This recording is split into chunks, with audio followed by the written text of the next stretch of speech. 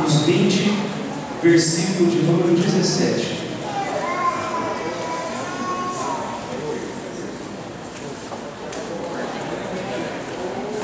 A despedida do apóstolo Paulo da cidade de Éfeso. Paulo tinha ficado 3 anos em Éfeso. Paulo edificou uma igreja naquela cidade. Deus usou a vida dele para trazer um avivamento naquela cidade. E aqui, depois de 3 anos, ele então começa a se despedir dos presbíteros daquela cidade. E a partir do verso 17, ele chama os discípulos ali. E diz assim o verso de número 17: De Mileto, Paulo mandou chamar os presbíteros da igreja de Éfeso. Quando chegaram, ele lhes disse: Vocês sabem como vivi todo o tempo que estive com vocês, desde o primeiro dia em que cheguei à província da Ásia. Servi o Senhor com toda a humildade, com lágrimas, sendo severamente provado pelas conspirações dos judeus. Vocês sabem que não deixei de pregar-lhes nada que fosse proveitoso, mas ensinei-lhes tudo publicamente e de casa em casa. Testifiquei tanto a judeus como a gregos que eles precisam converter-se a Deus com arrependimento e fé em nosso Senhor Jesus. Agora, compelido pelo Espírito, estou indo para Jerusalém, sem saber o que me acontecerá ali. Só sei que em todas as cidades o Espírito Santo me avisa que prisões e sofrimentos me esperam. Todavia não me importo nem considero a minha vida de valor algum para mim mesmo, se tão somente puder terminar a corrida e completar o ministério que o Senhor Jesus me confiou, de testemunhar o Evangelho da graça de Deus. Agora sei que nenhum de vocês, entre os quais passei pregando o reino, verá novamente a minha face. Portanto, eu lhes declaro hoje que estou inocente do sangue de todos, pois não deixei de proclamar-lhes toda a vontade de Deus. Cuidem de vocês mesmos e de todo o rebanho sobre o qual o Espírito Santo os colocou como bispos para pastorear a igreja de Deus, que ele comprou com o seu próprio sangue. Sei que depois da minha partida, lobos ferozes penetrarão no meio de vocês e não pouparão o rebanho. E dentre vocês mesmos se levantarão homens que torcerão a verdade a fim de atrair os discípulos. Por isso vigiem. Lembre-se de que durante 3 anos jamais cessei de advertir cada um de vocês disso, noite e dia com lágrimas. Agora eu os entrego a Deus e a palavra da sua graça, que pode edificá-los e dar-lhes herança entre todos os que são santificados. Não cobicei a prata, nem o ouro, nem as roupas de ninguém. Vocês mesmos sabem que essas minhas mãos supriram minhas necessidades e as de meus companheiros. Em tudo que fiz, mostrei-lhes que, mediante trabalho árduo, devemos ajudar os fracos, lembrando as palavras do próprio Senhor Jesus, que disse: a maior felicidade em dar do que em receber. Tendo dito isso, ajoelhou-se com todos eles e orou. Todos choraram muito e, abraçando-o, beijaram. O que mais os entristeceu foi a declaração de que nunca mais veriam a sua face. Então o acompanharam até o navio. Amém? Senhor, nós te engrandecemos e te louvamos por essa noite, por aquilo que o teu Espírito já tem falado aos nossos corações. Pelo Senhor proporcionar esse tempo tão gostoso, Deus, que está na tua presença. Nós te pedimos que o Senhor continue falando conosco através da tua santa palavra, Pai. Ela é capaz de nos tornar aptos para toda boa obra. Ela é capaz de trazer consolo ao nosso coração. Ela é capaz de fortalecer a nossa vida, de nos conduzir em segurança nesse mundo. Por isso, fala conosco, Deus, conduz esse tempo que vamos passar aqui, refletindo e meditando na tua palavra. Que seja assim para o teu louvor e para a tua glória. Amém. Amém. Amém? Amém. Meus irmãos, um dos textos mais lamentáveis da palavra de Deus, que fazem referência a uma geração, das tantas gerações de israelitas, é aquele que se encontra em Juízes, no capítulo 2, verso 10. E ali vai dizer que toda a geração posterior à geração de Josué, ela não conheceu o Senhor, não conheceu os caminhos de Deus, os princípios de Deus que havia transmitido ao seu servo Moisés. Eles não conheceram os feitos que o Senhor tinha realizado em favor da nação de Israel. Algumas versões trazem que eles se esqueceram de Deus, se esqueceram dos caminhos de Deus, se esqueceram de tudo aquilo que Deus havia realizado. E a consequência disso foi o fracasso, foi um declínio, não somente espiritual na nação, mas um declínio em todas as áreas de sua vida. Você vai ver que eles foram explorados, foram oprimidos pelos povos inimigos. Eles oprimiram o povo de Israel, a nação de Israel. E quando a Bíblia nos ensina isso, ela não está querendo dizer para nós que a nossa relação com Deus, ela se sustenta numa lógica retributiva, que você faz algo para receber de Deus. Esse declínio veio, esse fracasso veio, porque é impossível na nossa vida nós termos êxito fora de Deus. É impossível você ter êxito na sua vida se você construí-la fora de Deus e dos princípios da sua palavra. Jesus vai dizer em Mateus capítulo 7, na conclusão do Sermão da Montanha, que aquele que constrói a casa, constrói a vida fora da palavra de Deus, fora da vida com Deus, esse homem não é capaz de resistir aos ventos contrários, ao transbordar dos rios e as tempestades que caem sobre ele. O destino desse homem, a consequência da vida desse homem é o fracasso, é a ruína. É impossível nós termos êxito construindo a vida fora de Deus, fora desses princípios que são absolutos.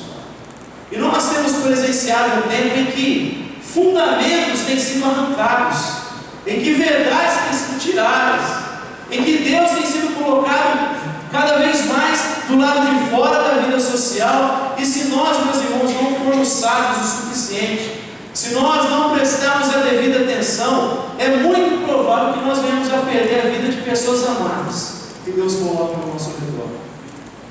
Há um perigo de perdermos a vida dos nossos filhos, se nós não tomarmos o devido cuidado. Se nós não tomarmos as devidas providências, nós podemos perder inclusive a vida dos nossos. Porque isso tem sido arrancado dia após dia, e se eles não forem norteados pela palavra, se eles permitirem que isso seja arrancado de suas vidas, a consequência vai ser aquilo que Jesus disse: é a ruína e a perdição. Como cristãos, nós precisamos ter a capacidade de influenciar a vida das pessoas. Você foi chamado por Deus, meu irmão, minha irmã, para influenciar pessoas nesse mundo. Quando ele diz que você é luz desse mundo, é porque você foi colocado para influenciar a vida de pessoas. Eu fui colocado nesse mundo para influenciar pessoas. Nesse texto que nós acabamos de ler, nós vamos ver como um homem, o apóstolo Paulo, foi capaz de influenciar a vida de tantas pessoas. Foi capaz de trazer um avivamento naquela cidade. Foi capaz de deixar ali uma igreja, uma das mais fortes da Ásia. Se você ler a carta de Paulo aos Efésios, você vai ver que não há exortação. Paulo ele simplesmente transmite o propósito de Deus em relação à sua igreja. Ele transmite o propósito de Deus. A igreja que ele fundou ali, estabeleceu ali, era uma igreja forte. E ele conseguiu fazer isso, meus irmãos, mesmo enfrentando a mais severa oposição, mesmo enfrentando a mais severa perseguição, mesmo estando debaixo de um sistema idolátrico, porque o comércio em Éfeso era sustentado pela idolatria. Pessoas do mundo todo iam a Éfeso para visitar o templo de Diana, ou a deusa Ártemis na outra língua, e muitos ali se aproveitavam disso para vender miniaturas do templo, e aí conseguiam levantar recursos. Então o comércio ali era sustentado por um sistema idolátrico. E mesmo debaixo desse sistema perverso, Paulo foi capaz de influenciar pessoas. Paulo foi capaz de trazer um avivamento ali através da sua vida. Ele influenciou muita gente ali. E se nós queremos, meus irmãos, influenciar a vida dos nossos filhos, se nós queremos ganhar a vida dos nossos filhos, se você quer levar o teu filho a salvo para o reino de Deus, nós precisamos atentar nesse proceder do apóstolo Paulo nesses 3 anos. Esse texto que nós lemos, Paulo ele dá um resumo de como ele viveu na cidade de Éfeso. E se nós queremos influenciar a nossa geração, nós precisamos nos atentar para alguns princípios dessa palavra. Primeira coisa que esse texto nos ensina, eu gostaria de compartilhar um bom número de princípios aqui nesse texto, porque ele é muito rico. Primeira coisa que esse texto nos ensina está no verso 18, lê comigo. Quando chegaram, ele lhes disse. O que ele disse? Vocês sabem como eu vivi todo o tempo que estive com vocês. Se você quer influenciar essa geração, quer influenciar a vida dos seus filhos, primeira coisa, assuma a responsabilidade de se colocar como referência na sociedade. Seja referência para a vida das pessoas. Paulo, em todo lugar que ele andava, ele tinha capacidade de fazer as pessoas olharem para ele e dizer: olha, sejam os meus imitadores. Se você olhar a carta dele, a primeira carta aos Coríntios, por 2 vezes ele repete isso naquela epístola. No capítulo 4, verso 16, ele vai dizer: sejam os meus imitadores. No capítulo 11, verso 1, ele vai dizer: sejam os meus imitadores como eu sou de Cristo Jesus. Na carta aos Filipenses, capítulo 3, verso 17, ele vai dizer: sigam todos juntos o meu exemplo e observem o padrão que eu lhes apresentei. Paulo não tinha medo de assumir a responsabilidade de chamar as pessoas para olhar para ele. Pode me imitar, pode olhar para mim, porque eu sou um modelo, uma referência de vida cristã. Paulo não tinha medo de assumir essa responsabilidade. Há um texto muito tremendo na Bíblia que relata ali quando Samuel, o profeta Samuel, reúne toda a comunidade de Israel, reúne todos os habitantes de Israel, e ali ele diz: olha, vocês podem olhar para a minha vida, ele já estava no final do seu ministério. Se alguma coisa de errado eu fiz, se eu roubei um bem de alguém, um boi, uma ovelha, se eu fiz alguma coisa que é digna de exortação, se alguma coisa que é uma falha no meu caráter, vocês podem dizer agora. E toda a comunidade diz numa só voz: Samuel, você sempre viveu de maneira honesta diante de Deus. Você tem um caráter aprovado diante da nação de Israel. Você é uma referência para nós de como servir a Deus. Nós precisamos ter essa coragem, meus irmãos. A gente estava conversando sobre isso, né, cara, sexta-feira, e chegamos à conclusão que é mais cômodo a gente transferir a responsabilidade para os outros. Parece que o peso é grande de assumir essa responsabilidade. Quantos aqui podem olhar e dizer: olha, seja meu imitador, porque eu ando com Jesus, eu imito Cristo Jesus? Mas numa sociedade onde referenciais têm sido tirados, têm sido arrancados, onde pessoas têm cada vez mais mergulhado para uma vida longe de Deus, longe de princípios, nós precisamos nos colocar e nos levantar como referenciais. Diz um provérbio popular que um grama de exemplo vale mais do que uma tonelada de conselhos. As pessoas aprendem muito mais por aquilo que elas veem em nós do que aquilo que nós falamos. Você lembrar ainda do tempo de escola, a matemática é uma matéria das mais chatas, pessoal, né? Não é todo mundo que gosta de matemática. Mas o professor geralmente explica e muitos não entendem nada. Mas quando ele dá um exemplo prático, é mais fácil nós absorvermos. Nós temos aqui que não absorve nem com exemplo prático. É difícil para alguns. Mas é muito mais fácil quando nós estamos diante de um exemplo prático. Tem um modelo apresentado para nós. Essa geração precisa de pessoas que se levantem como referência. Se você quer influenciar, seja uma referência. Tenha coragem de assumir ser uma referência nesse mundo. Segunda verdade que esse texto nos apresenta, veja comigo o verso 19: serviu o Senhor com toda a humildade e com lágrimas, sendo severamente provado pelas conspirações dos judeus. Vocês sabem que não deixei de pregar-lhes nada que fosse proveitoso, mas ensinei-lhes tudo. Verso 29: sei que depois da minha partida lobos ferozes penetrarão no meio de vocês e não pouparão o rebanho. Segunda verdade que esse texto nos ensina: persevere nas provações e prepare os seus filhos para o sofrimento. Persevere nas provações e prepare os seus filhos, eduque os seus filhos, capacite os seus filhos para enfrentar o sofrimento. Paulo mostrou isso com a sua própria vida enquanto esteve em Éfeso. Vocês sabem como eu enfrentei dificuldades na cidade de Éfeso. Vocês sabem que a vida cristã não constitui apenas de coisas boas, de momentos alegres, mas ela, vez por outra, vai nos conduzir em momentos difíceis. Quem quer viver de maneira piedosa em Cristo Jesus vai enfrentar oposição, vai enfrentar perseguição. Aliás, uma das características do discípulo de Jesus é alguém que é perseguido por causa da justiça. É alguém que vai padecer, que vai passar por sofrimentos e por lutas. E Paulo em nenhum momento nega isso. Paulo em nenhum momento esconde isso. Ele não apresentou o evangelho tabajado para o pessoal de Éfeso. Olha, seus problemas acabaram. A doença nunca mais vai bater na tua porta. A tua conta bancária vai estar sempre no azul, nunca no vermelho. O gafanhoto não vai chegar. Ele não explicou nada disso, não ensinou nada disso. Ele falou: olha, andar com Deus é caminho difícil. É porta estreita, caminho estreito.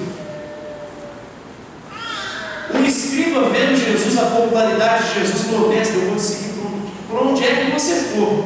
E Jesus falou: olha, as raposas têm suas tocas, as aves dos céus os ninhos, mas o Filho do Homem não tem onde reclinar sua cabeça. Você quer andar comigo, cara? Não tem comodidade, é trabalhoso, é árduo, não tem descanso, não tem morada fixa. Nós precisamos andar, caminhar, porque a prioridade desse reino, a prioridade aqui nessa terra é o reino de Deus, é a proclamação da palavra. A outra diz: olha, eu vou te seguir, mas deixa primeiro eu sepultar o meu pai. E Jesus disse: deixa os mortos sepultarem seus próprios mortos, vai você e anuncia o reino de Deus. Ele está falando que no reino há prioridades. Então andar com Jesus não é fácil, não. A vida nessa terra não é fácil. Você se lembra do Pedro? Ele estava com Jesus, ele estava pensando que o projeto era para matar. Quando Judas vem com os soldados ali para prender Jesus, você se lembra o que Pedro faz, né? Tira uma espada, mira na cabeça do sujeito, o cara provavelmente se desviou, arrancou a orelha do soldado. E Jesus fala: Pedro, o que você está fazendo, cara? Você não entendeu nada. O projeto aqui não é para matar, é para morrer. Andar comigo tem que estar disposto a morrer. A vida comigo é caminho de Getsemane, é caminho de cruz, é manjedoura, é deserto. A vida comigo tem que passar por essas geografias. Nós precisamos estar atentos a isso. Por que eu estou falando isso? Porque parece que essa geração tem sido educada numa realidade falsa. Parece que os pais estão tão preocupados com seus filhos que não estão capacitando esses para passar pelas situações reais. Eles não têm a capacidade de enfrentar as dificuldades do dia a dia, as dificuldades no mercado de trabalho, as dificuldades na faculdade. Não estão preparados para isso. Eu citei aqui uma vez uma pesquisa, eu acho que a gente me enviou na época, né, de um professor norte-americano que deu uma palestra na formação de uma escola de ensino médio, e todo mundo pensando que ele ia trazer uma mensagem de ânimo, enchendo a bola dos meninos. Ele falou: olha, vocês são uma geração queimada. Os pais de vocês acostumaram vocês muito mal.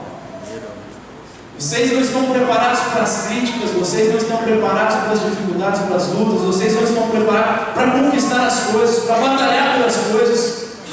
Sabe aquela coisa do pai: olha, eu não quero que meu filho passe pelo que eu passei. Lógico, se você puder dar uma educação melhor, aleluia, glória a Deus por isso. O que nós não podemos é passar uma imagem falsa do mundo, é passar uma realidade falsa para os nossos filhos. Senão eles não vão ter a capacidade de resiliência, de resistência, de perseverança.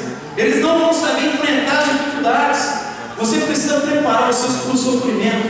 O apóstolo Paulo disse aqui para esses homens: olha, depois da minha partida, tudo vai bem com vocês não vão ter mais luta, não.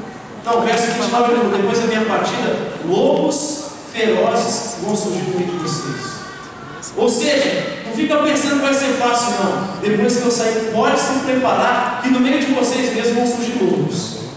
Vai surgir gente mau caráter, gente que detesta o Evangelho de Jesus, gente que tem aversão pela mensagem da cruz, gente que coloca o seu próprio ventre como Deus de sua vida. Então estejam preparados para enfrentar esse tipo de situação. Paulo em momento algum nega a realidade da vida. Ele ensina aqueles homens a batalharem pela fé que uma vez por todas são entregues aos santos, conforme a expressão de Judas na sua epístola. Nós precisamos enfrentar a realidade do dia a dia. Você e eu precisamos educar os nossos filhos para o sofrimento. Eles precisam estar preparados para passar pelas provações, pelas lutas, mas na certeza de que o Deus que eles servem vai trazer vitória para eles. Amém. Vai capacitá-los para enfrentar toda dificuldade, toda luta. Eles vão perseverar e, como diz a Bíblia, serão aprovados por Deus. Deus vai agir na vida deles através das lutas e das dificuldades. Terceira coisa: compartilhe tudo aquilo que você recebeu do Senhor. Olha comigo o verso 20. Vocês sabem que não deixei de pregar-lhes nada que fosse proveitoso, mas ensinei-lhes tudo publicamente e de casa em casa. Paulo está falando: nesses 3 anos eu não deixei de anunciar nada daquilo que Deus me deu, nada daquilo que eu sabia, nada daquilo que Deus me revelou, eu deixei de anunciar para vocês. Tudo que eu sei eu compartilhei, tudo que Deus me deu eu compartilhei com vocês, porque, meu irmão, o dom de Deus é para ser compartilhado. O dom que Deus derrama sobre nós é para você edificar a vida do outro. E até o dom de línguas que a gente ora para edificar nós mesmos, nós precisamos buscar a interpretação para que outro, mais além de nós, seja edificado por Deus. O Evangelho é uma vida que nos faz olhar sempre para o outro. O Evangelho é nós vencermos o nosso egoísmo, o nosso individualismo, individualismo e olhar para alguém mais do que nós mesmos. É o que Jesus nos ensina. E Paulo compartilhou tudo aquilo que ele sabia. Ensinei tudo em público, de casa em casa. Não deixei de anunciar coisa alguma que estava ao meu alcance. Você pode não ter um conhecimento profundo das Escrituras, mas compartilha aquilo que Deus já ministrou no teu coração. Compartilha aquilo que Deus fez na tua vida. Fala daquilo que Ele realizou na tua vida. Fala de onde Ele te tirou. Fala do milagre que Ele realizou na tua vida. Eu creio que aqui muitos experimentaram esse milagre de Deus. Podem olhar para trás e louvar o nome do Senhor por aquilo que Ele realizou na sua vida. Ou não? Compartilha isso que Deus já fez. Você não precisa ser um mestre, mas você tem que compartilhar o que Deus já derramou sobre a tua vida. Nós somos chamados para compartilhar. Se você tem dom de sabedoria, compartilhe o dom de sabedoria. Tem dom de conhecimento, compartilhe o dom de conhecimento. Se você presta socorro, preste socorro, acorde de madrugada, acorde o irmão, faz isso, meu irmão. Compartilhe o que Deus derramou sobre você. Se Deus derramou recursos em abundância, compartilhe os recursos que Ele te deu. Abençoe pessoas como o apóstolo Paulo nos ensina. Paulo tinha dedicação. Ele não se colocou numa zona de conforto, numa área de comodidade. Ele se dedicou, ele foi de casa em casa, ele foi no templo, ele ensinava incessantemente a palavra de Deus. Havia dedicação no coração do apóstolo Paulo. Havia humildade. Ele não deixou de anunciar coisa alguma. Ele anunciou tudo. Sabe aquela história do mercado de trabalho, o pulo do gato? É que a gente ensina tudo, menos o pulo do gato. Para Paulo não tinha esse negócio, ele ensinava tudo mesmo. Ele queria que as pessoas fossem abençoadas. Ele não olhava para a sua própria vida. Ele não tinha esse coração preso pela competitividade, pela vaidade. Não, ele tinha humildade no coração. Ele compartilhava tudo aquilo que ele tinha. Porque se veio por causa da graça de Deus, eu preciso ser gracioso na vida do meu próximo. Havia persistência. Ele pregava nas casas, em público, conforme a Bíblia nos orienta em Deuteronômios capítulo 6. Olha comigo. Deuteronômios capítulo 6. Leia do verso 6 ao verso 9. Deuteronômios capítulo 6, do verso 6 ao verso 9.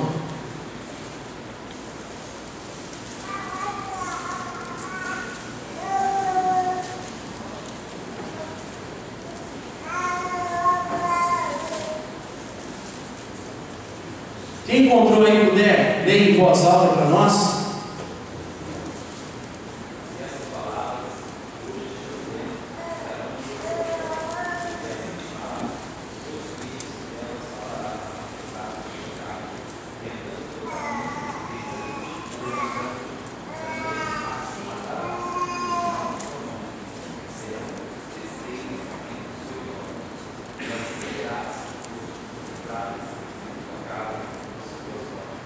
Qual o princípio? Insiste, persiste, inculca o princípio da palavra de Deus nos seus filhos, na vida deles, em todo o tempo, no caminho, em casa, não deixa de falar. Paulo vai dizer a Timóteo na segunda carta: olha, prega tempo fora de tempo, repreende, exorta, insiste, prega a palavra, porque as pessoas não são máquinas, não é automático. Você falou, o cara passa a aceitar Jesus, muda a vida dele. Tem pessoas que ao longo do caminho vão se converter, vão reconhecer que precisam da graça de Deus, vão reconhecer o seu pecado, vão se arrepender e vão ser transformados por Deus. Então prega o tempo todo, insiste o tempo todo. Paulo tinha persistência, dedicação e humildade e compartilhou tudo aquilo que Deus derramou sobre a sua vida. Quarto princípio, esse aqui eu gostaria de pedir a ajuda de 3 homens. Puder levantar 3 homens aí, vem aqui na frente para me ajudar a compartilhar esse princípio. Vem cá, Hudson. Não vier, eu vou chamar. Ô Dudu, vem cá. Vem cá fazer um favor. Ô Carlos, vem cá fazer um favor.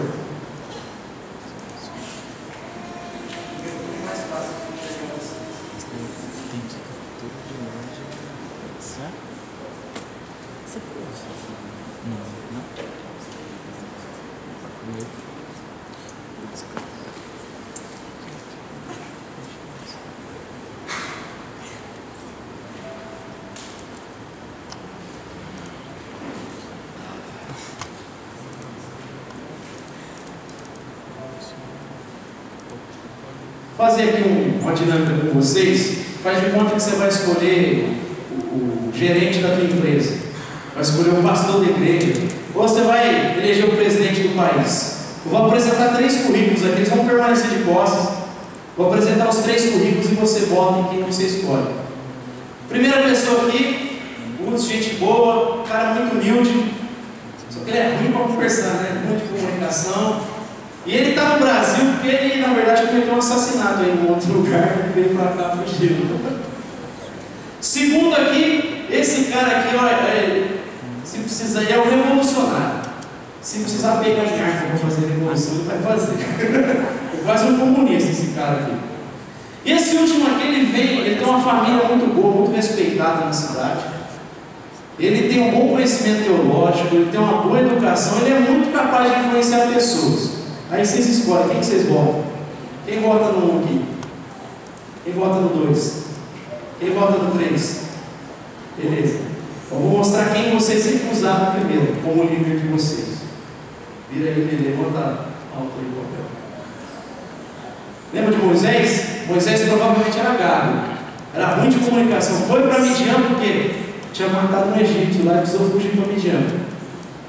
Segunda pessoa que vocês recusaram: Simão Zelote, um dos 12, um dos discípulos de Jesus. Jesus escolheu ele. Era do grupo dos Zelotes. Esses caras sempre precisavam pegar em arma, eles queriam acabar com o Império Romano de qualquer maneira. Queria destruir o Império Romano. E agora quem vocês escolheram? Caifás. Vocês estão bem com essa escolhendo. Obrigado. Aplaude eles.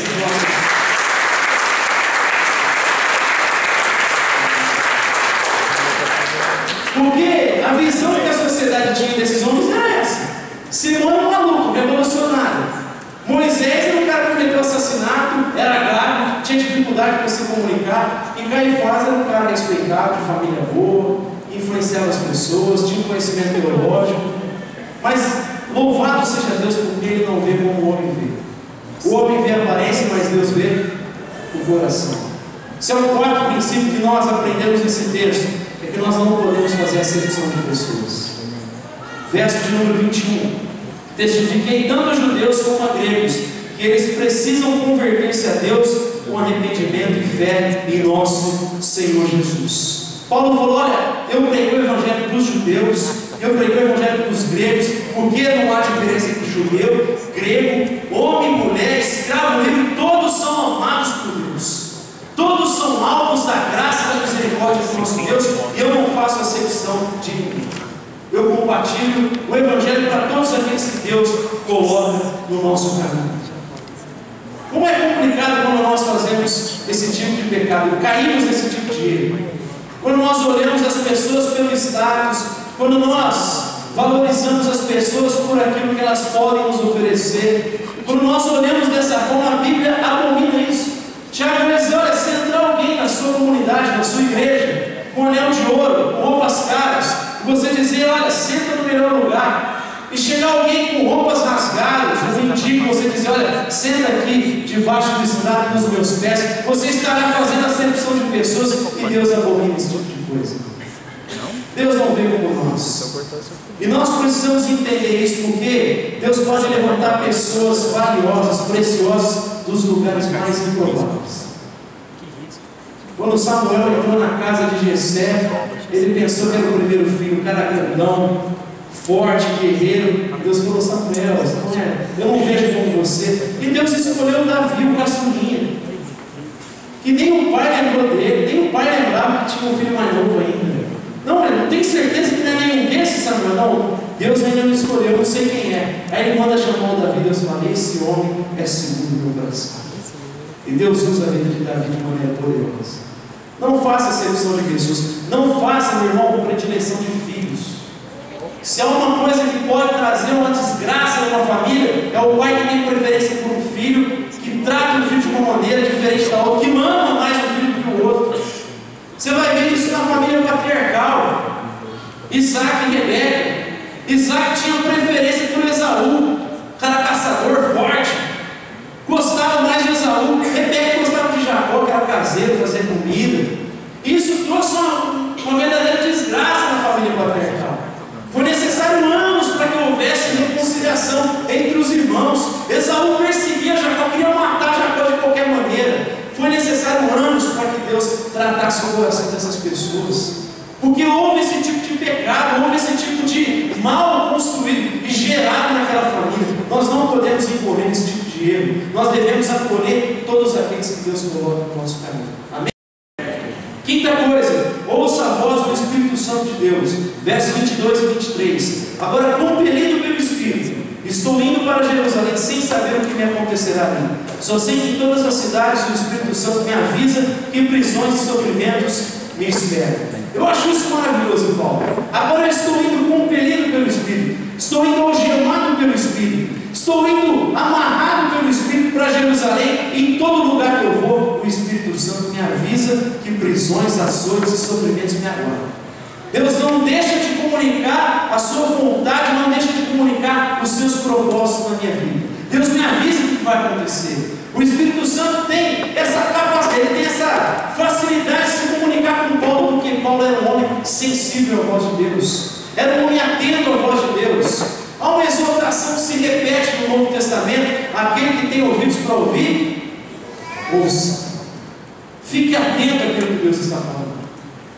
Nas 7 cartas de Apocalipse, todas as epístolas terminam: aquele que tem ouvidos para ouvir, ouça a voz do Espírito Santo de Deus. Ouça o que Deus quer falar. E a gente consegue ter esse coração sensível, meu irmão, é tendo vida de oração, é vencendo as barreiras, é vencendo o ativismo. Tem muita gente que corre, e quando vai parar para orar já está tão cansado, tão arrebentado que não consegue orar. É vencer a preguiça também, porque falar, né, para separar tempo por é difícil, né? Vamos orar 10 da noite, 10 e meia, oh, misericórdia. O lençol parece que nos abraça assim na cama, né? Porque vem assim, nos envolve, parece um ambiente celestial, a gente não consegue sair.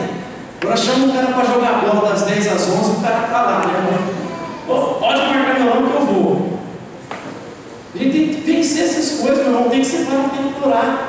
Tem que buscar a face do nosso Deus, porque isso vai tornando o nosso coração sensível. Isso vai enchendo a nossa vida de fé. Lembra da parábola da viúva persistente?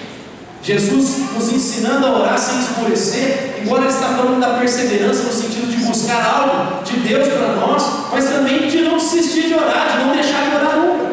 Porque no final daquela parábola Jesus diz: quando o Filho do Homem vier, ele encontrará fé na terra. O que vai encher o nosso coração de fé, alimentar a nossa fé, é vida com Deus, é intimidade com Deus. E Paulo tinha essa capacidade de ouvir a voz do Senhor, e por isso ser norteado e assim ser usado por Deus para influenciar a vida de comunidades para as quais Deus o levou. Sexta coisa, termine os projetos que Deus lhe confiou. Amém? Fala para o teu irmão: se Deus confiou algo nas tuas mãos, conclua essa obra. Verso de número 24. Todavia não me importo nem considero a minha vida de valor algum para mim mesmo, se tão somente puder terminar a corrida, completar o ministério que o Senhor Jesus me confiou, de testemunhar do Evangelho da graça de Deus. O nosso Deus não é um Deus de obras inacabadas. Aquele que começa a boa obra na vida dos filhos, ele completa, ele conclui. E serve de referência para nós, para não deixar de concluir nada daquilo que Deus coloca nas nossas mãos. Toda obra que Ele confia a você, todos os projetos que Ele confia a você, meu irmão, persevere, conclua isso. Conclua isso. Se Ele confiou uma vida a você, meu irmão, persevera nessa pessoa, ministra na vida dela, ensina, como a gente acabou de ler, inculca as verdades da palavra de Deus, porque uma hora a semente vai gerar frutos. Uma hora vai ter resultado. A Bíblia diz que o nosso trabalho no Senhor jamais é em vão. Paulo vai dizer: o nosso trabalho no Senhor nunca ele é em vão. Nós precisamos ter a capacidade de perseverar, de concluir aquilo que Deus nos confia. Há momentos em que o desânimo toma conta do nosso coração. Há momentos em que nós fraquejamos, mas nós precisamos ter a capacidade de continuar a obra. O povo de Israel começou a reconstruir a cidade de Jerusalém, reconstruir os muros, reconstruir o templo, e começou a reconstruir toda a cidade ali. Mas vez por outra esse povo era tomado pelo desânimo. Mas Deus sempre levantava um Neemias, levantava um Esdras, levantou um Zorobabel. Deus sempre levantava um Ageu para exortar o povo: conclua a obra que Deus confiou a vocês. Conclua a obra. Deus sempre levanta pessoas para nos animar, para dar ânimo ao nosso coração, para a gente continuar lutando, para continuar batalhando. Eu já compartilhei aqui o testemunho do irmão Ronaldo, missionário na África, na tribo dos Congomas, e que passou 6 meses para encontrar essa tribo, 6 meses tentando achar a tribo, e por 2 vezes ele tentou encontrar e não conseguiu, e na terceira ele saiu decidido a encontrar aquela tribo, renovado em Deus, pegou a sua mochila, ele e a sua esposa, mais 2 guias africanos. Ele disse que começou a andar o percurso de carro, houve um momento que não dava para ir de carro, eles começaram a ir a pé. Ele disse que, passado alguns dias caminhando, a sua esposa começou a sentir muitas dores nas pernas, a roçando ali dói. Ele falou: olha, fica aqui nessa tribo. Deixou a esposa dele numa tribo lá que ele nem conhecia, para tentar achar essa tribo dos Congomas que Deus havia colocado no coração dele. Continuou caminhando com aqueles guias, e um dia depois os guias tiveram um problema intestinal, precisaram deixar de viajar, pararam numa outra tribo, e o Ronaldo falou assim: olha, eu vou continuar caminhando pelo menos um dia, se eu não encontrar nada eu volto e vou embora. Ele começou a caminhar naquele dia. Ele disse que por volta das 5:30 da tarde começou a escurecer. Estava chovendo muito naqueles dias. Ele estava andando com as botas, a água estava mais ou menos próximo ao joelho, e ele falou assim: eu preciso achar um lugar para descansar. Mas como era tempo de chuva, as serpentes iam para as árvores. Ele precisou achar uma pedra ali, encontrou uma pedra grande, colocou uma toalha e deitou ali, tirou as botas. Ele falou: olha, e passou o seguinte pensamento na minha cabeça: olha, eu estou cansado, minha esposa está indo para a tribo, eu estou sozinho no meio da África, mas pelo menos eu estou seco. E dormiu. Ele falou que lá por volta das 2, 3 da manhã caiu uma água, com uma chuva. Ele ficou completamente ensopado, inundado, e ele ficou revoltado. Falou: olha, eu não sei o que eu estou fazendo aqui, eu devo ter ouvido a voz de Deus de uma maneira equivocada. Amanhã, quando nascer o sol, eu vou sumir daqui, pegar minha esposa e vou voltar para o Brasil, porque eu acho que eu não entendi nada do propósito de Deus. Eu acho que eu não entendi a vontade de Deus. E ele acabou adormecendo ali. Ele disse que não sabe o que aconteceu. Pela manhã, o Espírito Santo visitou ele e ele acordou renovado. Acordou restaurado por Deus. Ele colocou as botas e falou: olha, nem que eu andar uma semana, eu vou achar essa tribo, eu vou encontrar esse povo. Ele falou: irmãos, eu caminhei 30 minutos. Caminhei 30 minutos. Ele falou que depois que ele caminhou mais ou menos 30 minutos, ele viu umas garças voando. Ele falou: o que será que assustou aquelas garças? Ele foi andando ali, ele falou que onde as garças se assustaram, ele encontrou aquela primeira tribo dos Congomas. E ali naquela tribo, o primeiro feiticeiro, o primeiro cara a se converter foi um feiticeiro. E ali foi a primeira igreja que ele plantou, e a partir daquela igreja, ele gerou mais 22 igrejas naquela região. Milhares de pessoas foram salvas, porque o homem decidiu perseverar e concluir a obra que Deus confiou em ele.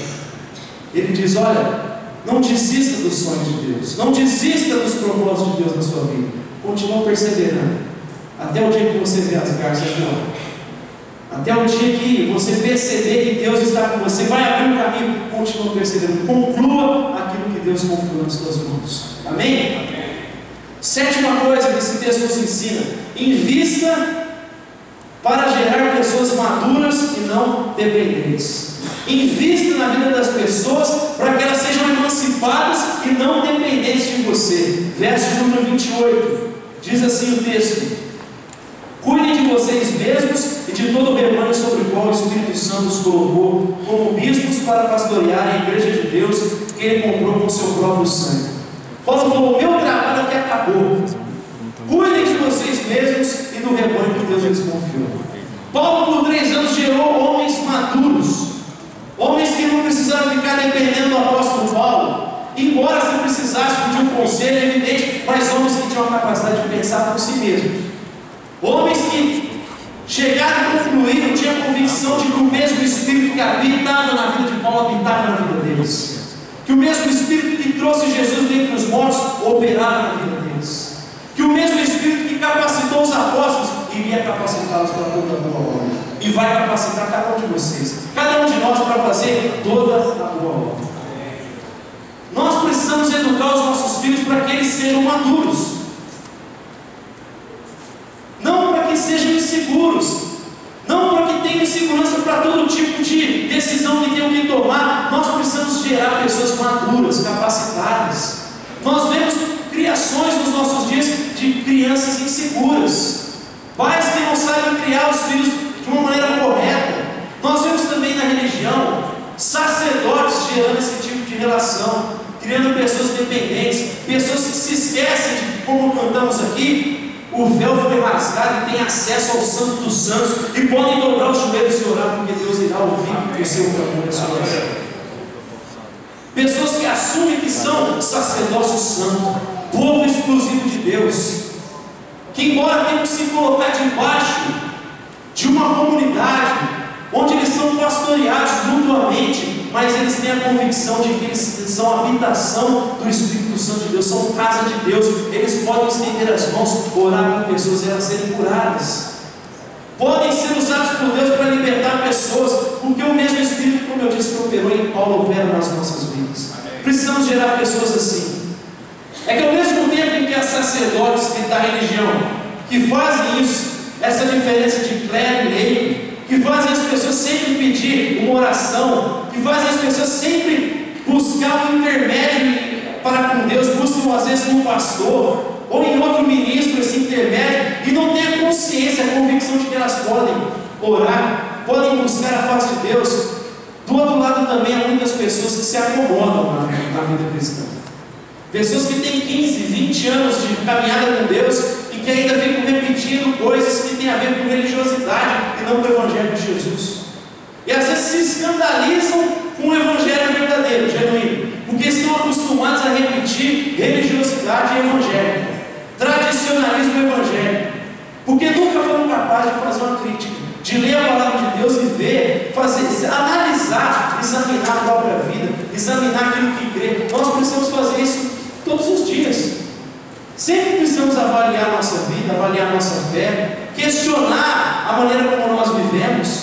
Nós precisamos fazer esse exercício, e nós temos essa capacidade. Paulo vai dizer no verso 32: eu os entrego a Deus e a palavra da sua graça, que pode edificá-los e dar-lhes herança entre todos os que são santificados. Acabou o meu trabalho.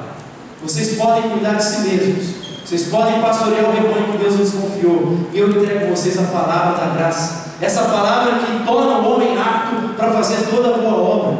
Vocês têm a palavra de Deus, vocês têm o Espírito Santo de Deus, vocês não precisam mais de mim. O meu trabalho até acabou, Paulo está dizendo. Ele gerou pessoas maduras, pessoas que não tinham essa dependência, não tinham essa infantilização, pessoas capazes de pensar por si mesmas. E por último, meus irmãos, valorize as pessoas e não as coisas. Valorize as pessoas e não as coisas. Paulo diz ali: eu não cobicei a prata nem o ouro de vocês, eu não cobicei a roupa de vocês. Pelo contrário, o tempo que eu estive aqui, eu mostrei para vocês que é necessário nós ajudarmos os mais fracos, é necessário nós acolhermos o necessitado, porque quando nós olhamos para Jesus, uma verdade se ressalta: é melhor dar do que receber. Vida com Deus é assim. E Paulo, quando esteve ali, ele não olhou aquilo que as pessoas podiam trazer de benefício para a vida dele. Pelo contrário, ele teve perseguição. Qualquer pessoa em sã consciência que não tivesse compromisso com o reino de Deus subiria de Éfeso. Ser perseguido, ser caluniado, ele podia ficar tranquilo em outro lugar, procurar um lugar mais sossegado, mas ele tinha compromisso com o Evangelho, ele amava e valorizava a vida daquelas pessoas. Eu vou te falar, construiu relacionamentos sólidos, porque quando eles ouviram falar: olha, nunca mais vocês vão ver minha face, foi uma choradeira só. Aquela gente aprendeu a amar o apóstolo Paulo.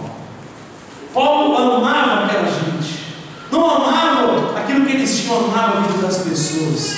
As pessoas sabem como nós as valorizamos por aquilo que elas são. E nós, como filhos de Deus, precisamos amar todas as pessoas que Deus coloca no nosso caminho. Precisamos estar de braços abertos para todo aquele que Deus coloca na nossa frente. Não só os nossos filhos, não só os nossos irmãos de fé, cada ser humano que Deus coloca no teu caminho. Porque, meu irmão, diante de Deus nós pertencemos à mesma raça. Todos vieram de Adão. Todos nós somos família. Família a gente cuida, bem? Família a gente acorda. Aleluia. Gostaria de convidar você a ficar em pé. Queria chamar o Ministério de Louvor aqui. Não tem como.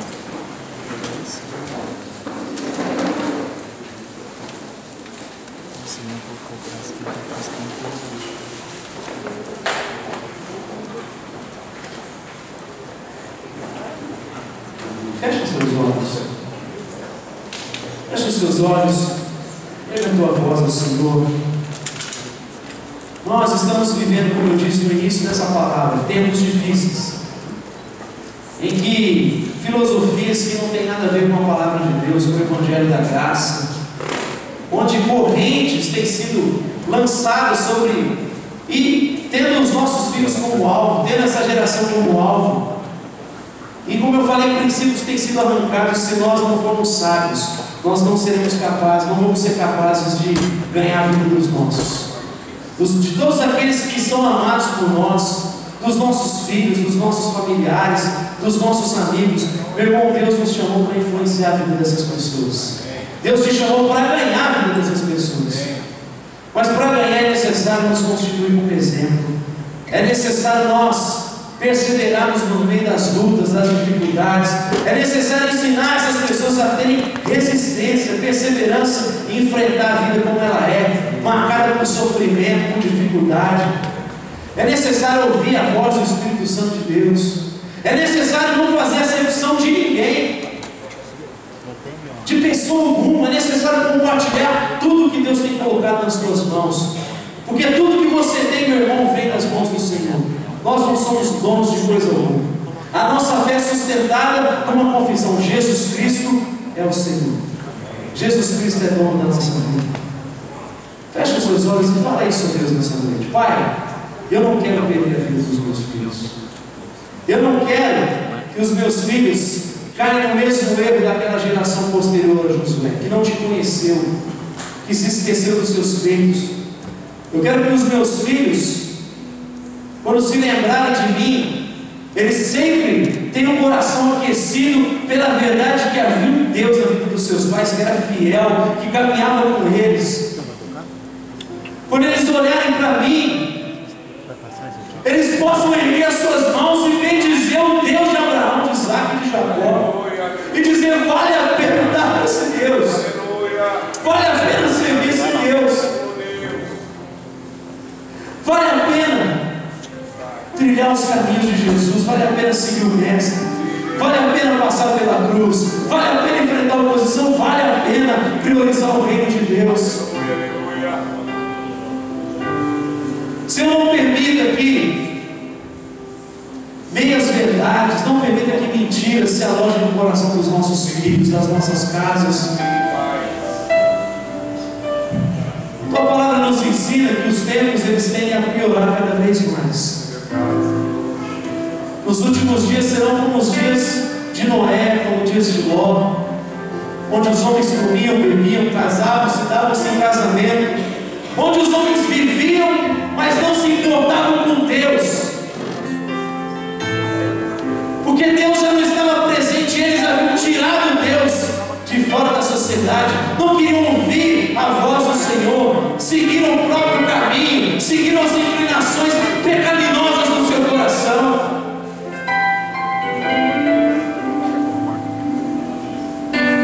Mas naquele tempo havia homens justos, havia um homem íntegro, um homem justo, e que no meio daquela tribulação salvou a sua família. Só levante homens como não é nessa geração, homens que te amam, Senhor,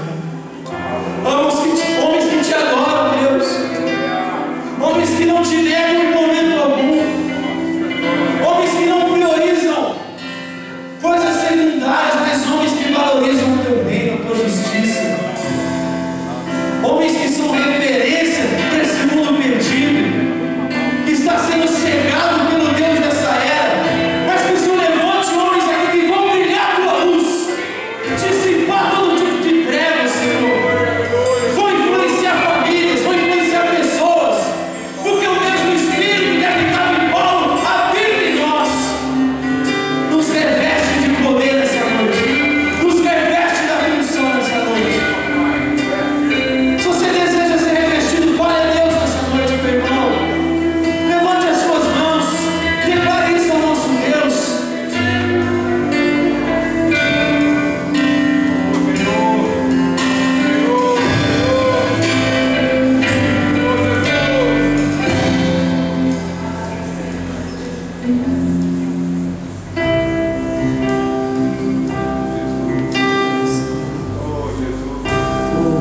perdoa os nossos pecados, purifica as nossas vidas, Deus. Ó Pai, quebra todo tipo de escravidão que porventura existe nas famílias, nas casas, na vida dos teus filhos. Traz livramento nessa noite, libertação, Pai. Não se pode esconder uma cidade construída sobre o monte, nem se acende uma candeia e coloca debaixo do alqueire, coloca no lugar apropriado, de modo que ilumine toda a casa. E o Senhor nos incentiva a brilhar a nossa luz, para que os homens, vendo as nossas boas obras, glorifiquem e exaltem o nosso Deus. Que isso seja uma realidade na vida de cada um nesse lugar, de cada pessoa nesse lugar. Que cada um aqui, Deus, tenha consciência de que pode entrar na tua presença, pode ser revestido por ti.